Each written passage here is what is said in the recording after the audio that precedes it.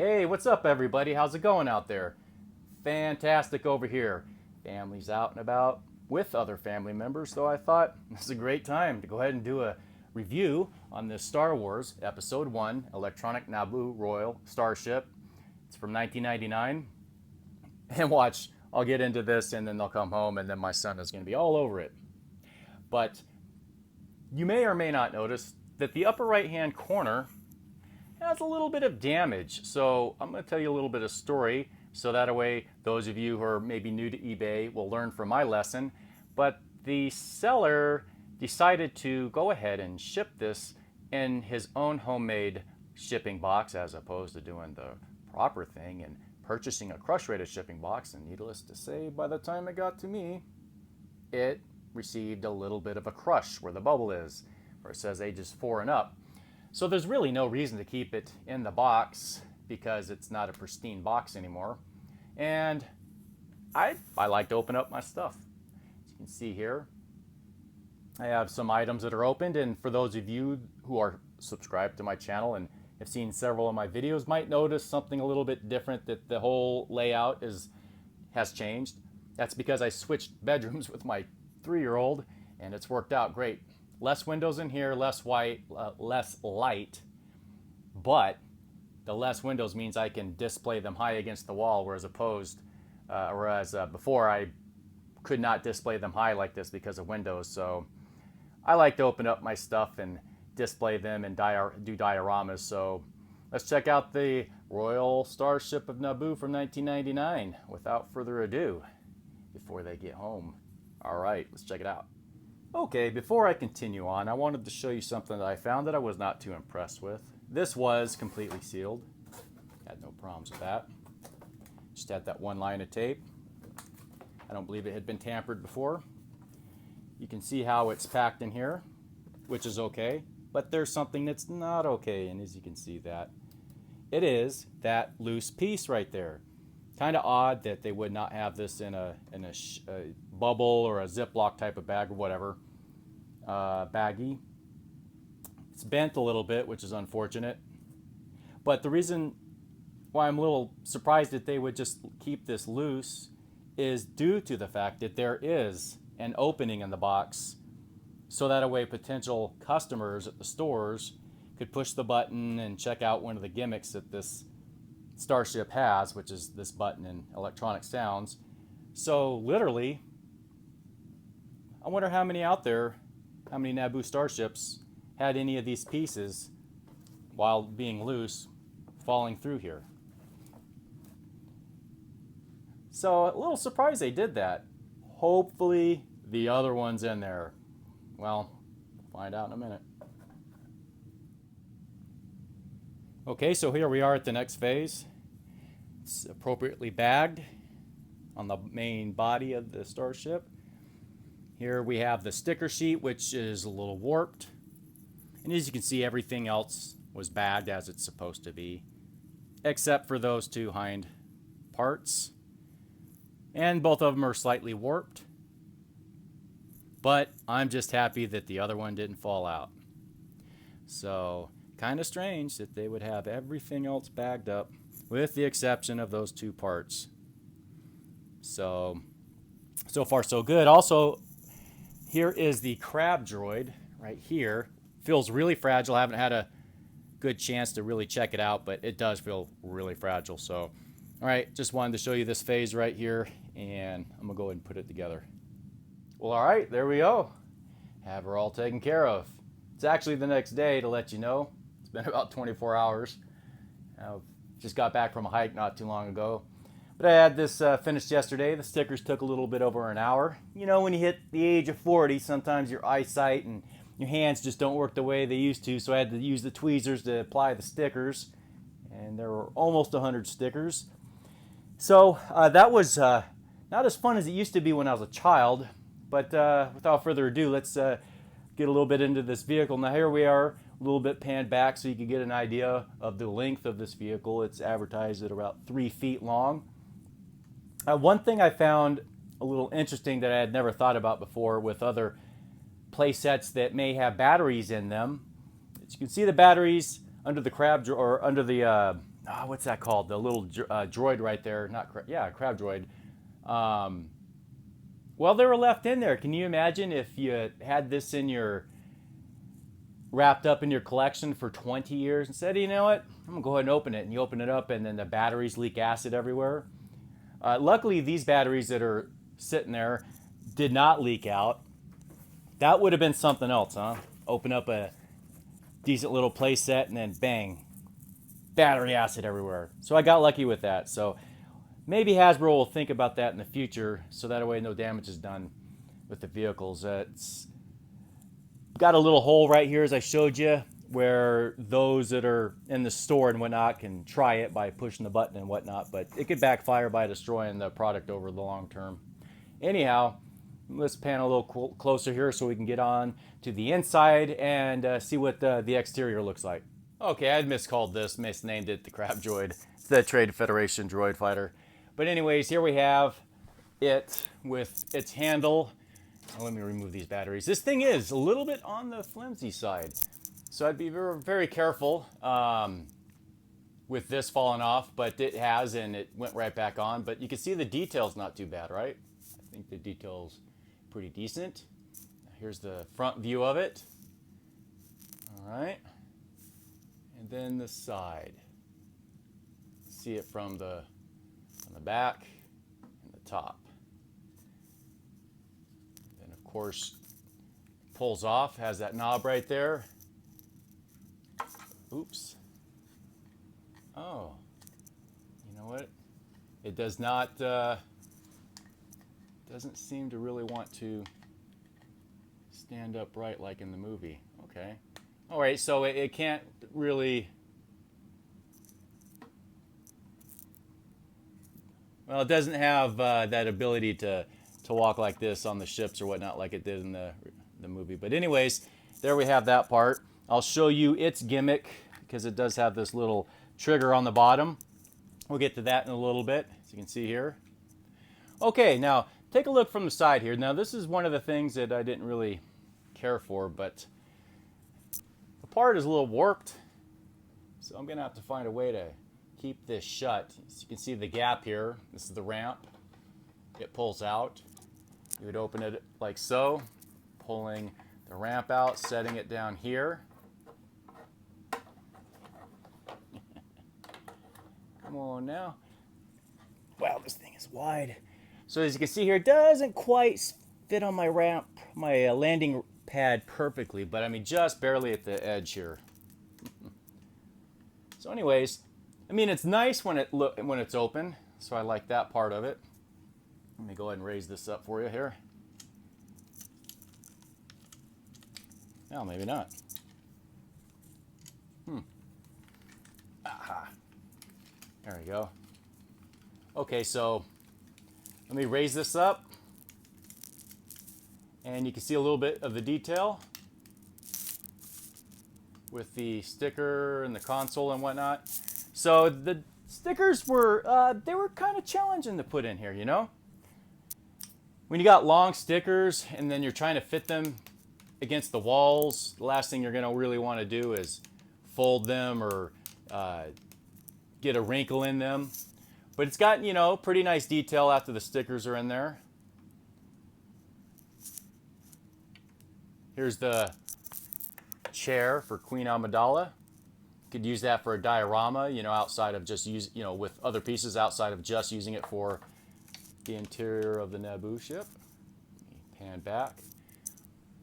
So, as we can see here, there's more of the large stickers right there.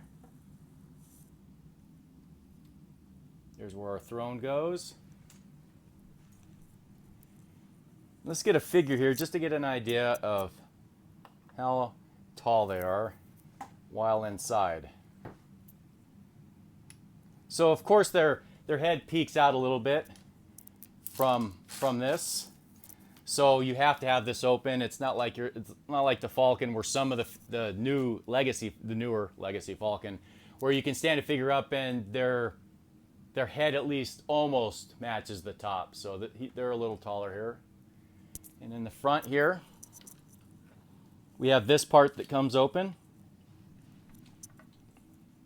This comes off pretty easily right here. But it also goes on, so I haven't, it's nice that they were prepared for it to fall off and to get into awkward situations, so it's not like a piece that's gonna, oh no, it broke or something like that. So we can see here that it fits in nicely and it's not too tight, not really loose. Here is the sticker design.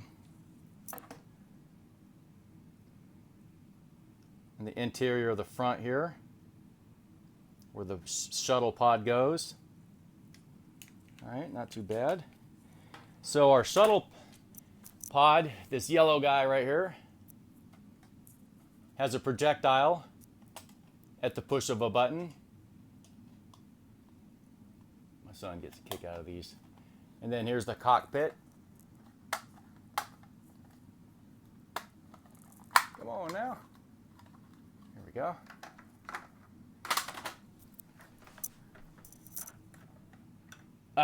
Okay. So here we go.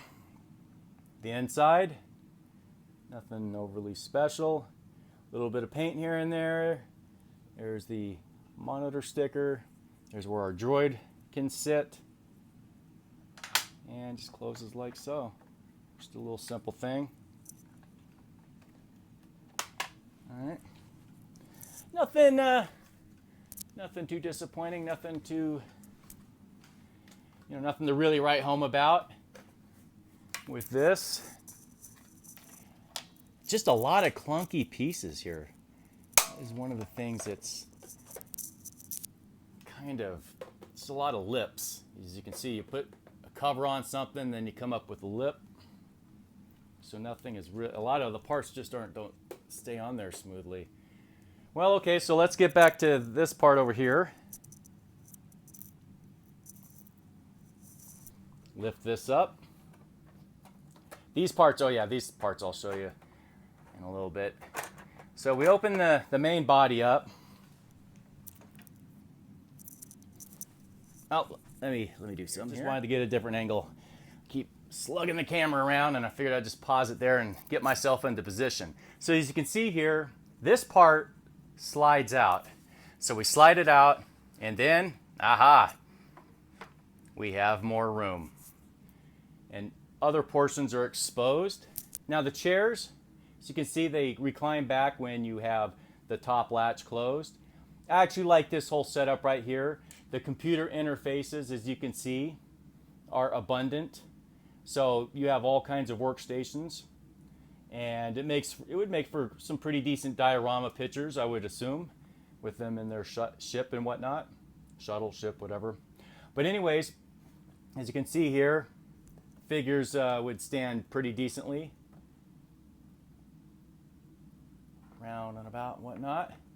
Here is our little center for our droid unit that goes right into here. There's a little spot set up for it. However, you cannot keep this in the upright position when the vehicle is all closed up. You do have to pull that back. You have to pull it. You have to put it down when you close it up. But so yeah, the chairs come off easily, but they also go on easily. Now, one thing I can only imagine is how these guys must fit in here with stiff-legged figures, which I'll check later. But good thing that the Legacy collection, along with the Vintage collection, has quite a bit of articulation, and they should fit in here nicely. I'll do that later, just to get some pictures and see how they look in like a little bit of a setting. But anyways, as you can see here, here is... let me get to this real quick. I got to show you this since I'm here. Now, this is the part that receives damage from the droid fighter. Now, as you can see here, it sits up a little bit. So this also doesn't sit smooth. So one of the gimmicks of this Royal Naboo Starship are damage and light. So at the end here, there are 4 buttons, and there are electronic sounds. Let's see, button 1, button 2. As you can see, the lights in the interior lighten up. And you can hear lasers, little space battle going on. That was button number 2. Here's button number 3. Button number 4. This is Hyperdrive, I believe. So here they go into Hyperdrive. Now, see the what's this thing called? It's on the box. Slipping the mind here. This is the Hyperdrive burnout. Yeah, the T14 Hyperdrive. So here the Hyperdrive is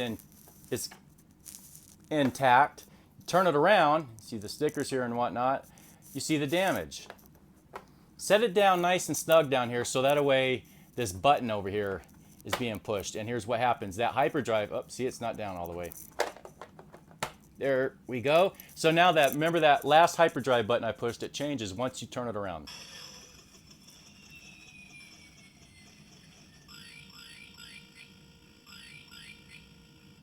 There we go. Got our damage. Now let's get back to that Trade Federation unit. Let me close this top real quick. Just, oops, see, there we go. Left that in there, have to put it down. Close this.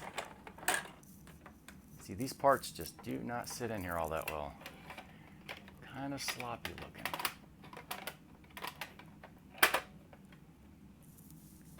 Okay, so here we go. Bring this back over here. You see, it's all just not very smooth, which was the look of the ship. When you see it in the movie, it's just smooth. Reminds me of the Terminator model from the third Terminator movie, that liquid Terminator. But anyways, it's just not smooth. It's rugged. It has lips. And when you take your Federation droid and you push the button, oh, really? What's going on? There we go. So I push the button. You can see it lighting up a little bit. Maybe not. Right there. Pushed it again. And now I'm going to push it a third time.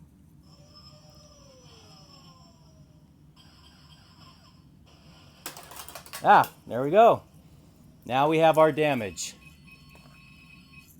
So that worked out, that infrared laser lighting on that crab, or that, keep wanting to call it a crab droid, on that Federation droid ship.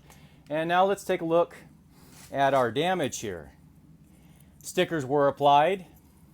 Now, I like this paint, but I don't like it when the paint gets on the finish of the ship. So there's a little bit of a flaw, paint flaw right there. I'll have to find a way to get that off. Some of it I was able to flake off, but I don't want to dig too deep and then of course destroy or ruin the silver finish.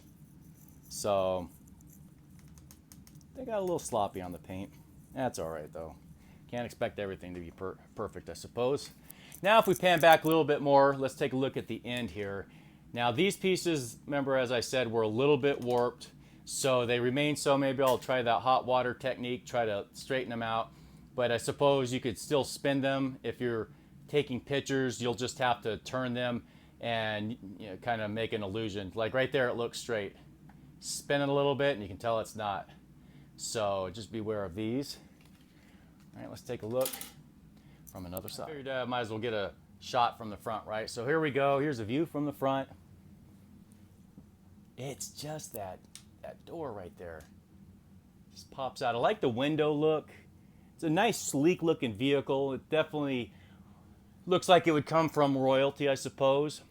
But I just think it matches so well with Galen Merrick Starkiller. It really does. If you take a look at his outfit in the vehicle, it just really looked like a good match. This might have to be his Starship now that I've opened it up.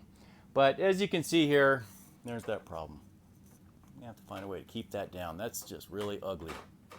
It's going to kind of irritating actually. So yeah, let's take a look at the other side. You can see the gaps where the engine compartment gets exposed right here. So it's a nice attempt to create the Royal Starship of Naboo. But I wish that something else, I mean, I like the whole laser gimmick using the Droid Federation and having this pop off. It's cool, but it doesn't work in the sense that it just makes the ship a little unpleasing to look at when you have all these gaps and lips. So I'm kind of hit and miss on that. The landing gear looks kind of cool, but not even all those are really even. Like from the front, I think it's one of them's off. Now here we go from the back. You can see the 4 buttons for the electronics on the right here.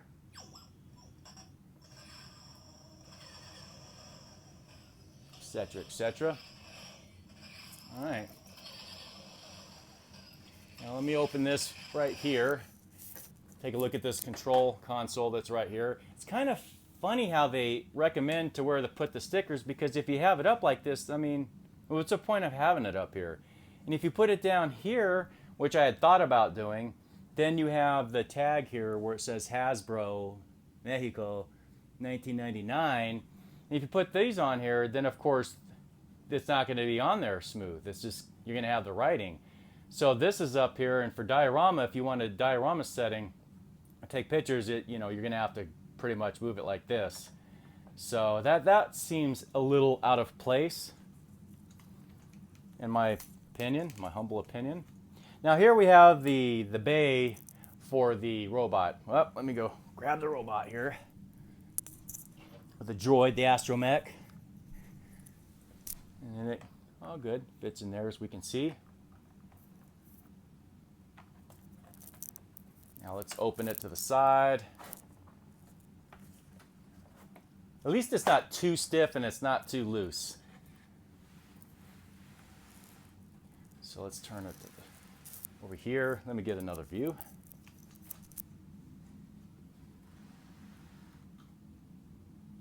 All right, so there we have our Astromech. It's the tube, elevator, whatever you want to call it. It's a little stiff. That's fine, better than it just dropping out, but you just kind of push it down. He can get stuck, as he's already started to, right there. Gotta be a little careful. It's that middle leg. Okay, so right here is where it stops. So if you have that third leg extended out, you might want to retract it back inside. Let him sit like this. Push down. Well, it's not, yeah, see, it's not overly smooth. And then you can bring it down like this, and then there we go. Okay, so let's bring it down.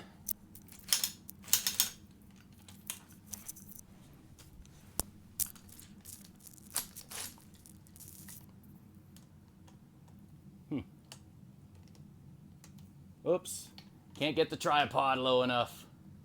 Had to take the camera off. Okay, so there we go. Here's the very bottom of it. Sorry for the shakiness. I had to take the camera off so I can give you a better view of the Astromech. Now this is the very bottom, as you see. So that's pretty cool. I like how the droid can have an exit and entrance like that from that elevator. And there he goes. All right, quick, let's take a look at the R2 unit Astromech. So here he is. He's got a nice little red paint scheme, silver, a little bit of white. I like it. I mean, he's just like your standard Astromech clicking. I don't really like to click, do these too much because I don't want to snap it inside. A little bit of glowing right there from the light that can be shown through here. So that's pretty cool. Third leg retracts.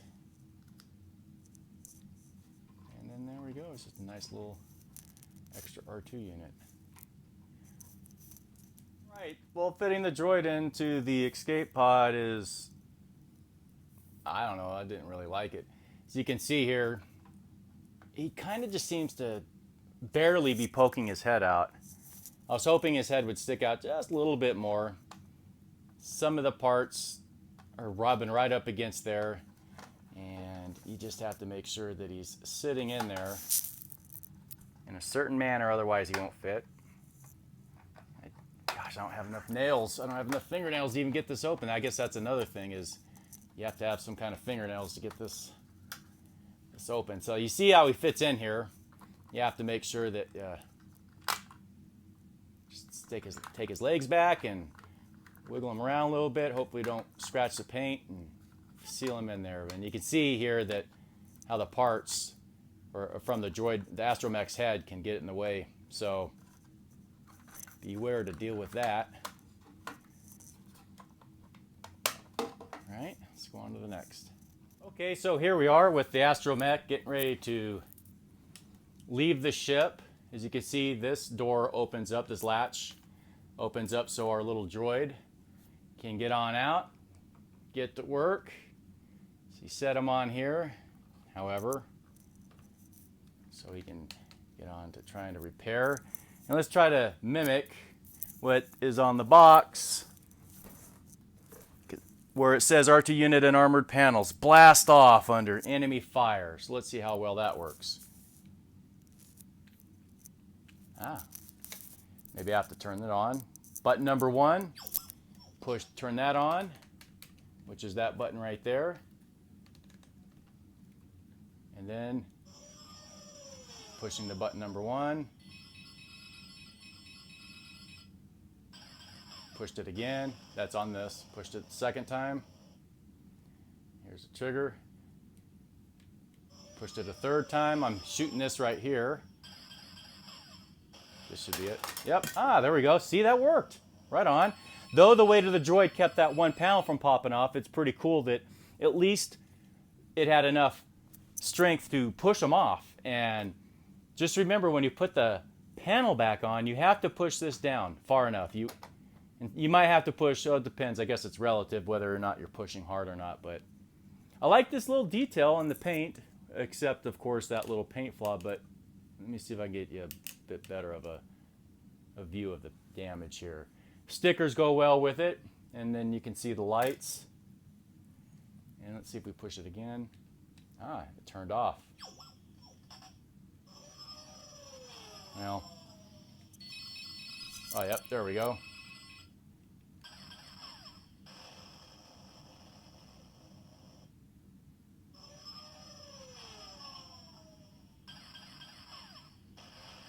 Yep.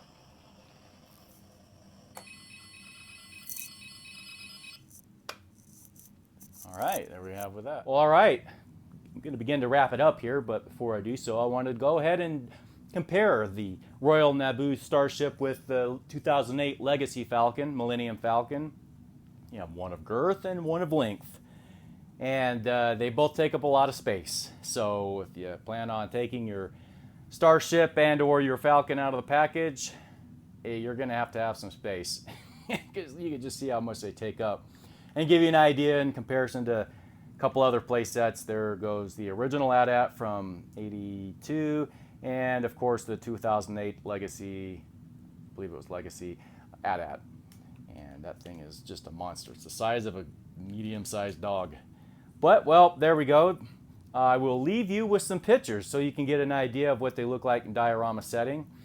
So also you can see some figures in there. I probably won't use too many Phantom of the Menace figures in there, just because I do my own thing and I don't have all that many, other than maybe Qui-Gon and Darth Maul and Captain, that was Revenge of the Sith. Never mind, that wasn't Phantom Menace. But anyways, I'm just starting to ramble here, so I think I'll go ahead and shut it down. I want to thank you for watching, and if you like it, hey, please press like. It helps, and or comment if you feel the need to do so. I apologize if it takes me some time to get back in touch, but again, thank you. I really appreciate your time, and may the Force be with you. Take care, everybody.